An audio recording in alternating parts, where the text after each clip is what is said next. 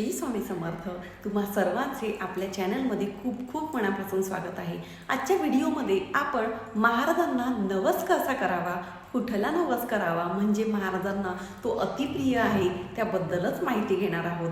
नेहमी असं वाटत असतं की महाराजांची आवडतीची गोष्ट कुठली आहे. आपण सर्वसामान्य माणूस आहोत. जेव्हा अध्यात्मात येतो, जेव्हा परमेश्वराच्या चरणी लीन होतो, तेव्हा संसारिक अडचणी दूर व्हाव्या हे आपलं प्रथम कर्तव्य असतं. आणि त्याच्या संदर्भात आपण महाराजांकडे काही गोष्टी मागत असतो की महाराज माझं हे होऊ द्या, महाराज माझं ते होऊ द्या. या पद्धतीने आपण नेहमी महाराजांकडे साकडं घालत असतो.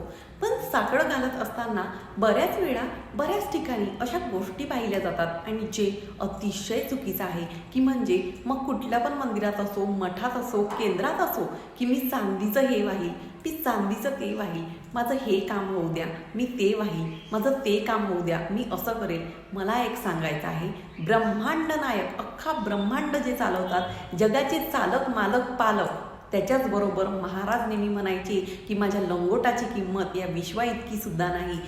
जर या ब्रह्मांड नायकाला आपण काहीही देऊ शकत नाही, काहीच देऊ शकत नाही, त्यांच्याकडे सर्वस्व आहे, मग अशा व्यक्तीला किंवा अशा त्या परमात्म्याला आपण मी तुला हे देईल, मी तुला ते देईल, हे योग्य आहे का?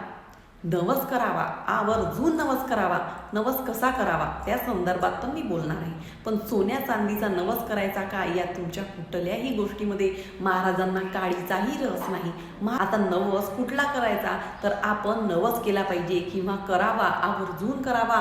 महाराज मी ना तुमचे 108 पारायण करणार आहे, पण 1-2 वाढवा करेल. म्हणजेच काय, महाराज माझं काम होईपर्यंत मी तुमची जास्तीत जास्त सेवा करेल. 108 पारायणच का बरं, 109 केले तर काही बिघडणार आहे का? 110 पारायण केले तर काही बिघडणार आहे का? नित्यसेवेत महाराज मी कधीही खंड पडू देणार नाही. माझा मासिक धर्म असेल तेव्हाच तो खंडन पडेल. बाकी किती पण अडचणी, संकट, दुःख, त्रास काही पण महाराज तुमचं नामस्मरण केल्याशिवाय मी झोपणार नाही. महाराज तुमची स्वामी चरित्र सारामृत तुमची 11 माळ नाही तर 1 माळ केल्याशिवाय मी झोपणार नाही, असा नवस करा. महाराज मी रोज तुमच्या केंद्रात जाईल, रोज तुमच्या मठात जाईल, रोज तुमच्या मंदिरात जाईल. मला नको आरती, मला आरतीची सेवा नाही भेटली तरी चालेल, पण महाराज अजून बराचशा म्हणजे परिसर आहे तो मी स्वच्छ करेल. चप्पलांची जी सेवा आहे केंद्रात, मठात, मंदिरात, जेव्हा आपण जातो मंदिरात कुठे चप्पल काढलेले असतात ती सेवा मी करेल. त्या चप्पला मी लावेल, ती सेवा मी करेल. आणि सारामृताचे 3 अध्याय तरी तू पठण कर, नक्कीच तुझं चांगलं होईल. ही सेवा करूया, एक स्वामी भक्त वाढवूया. हे केल्याने सुद्धा तुमचा नवस, तुमच्या आयुष्यातल्या अडचणी कंप्लीट दूर होतील.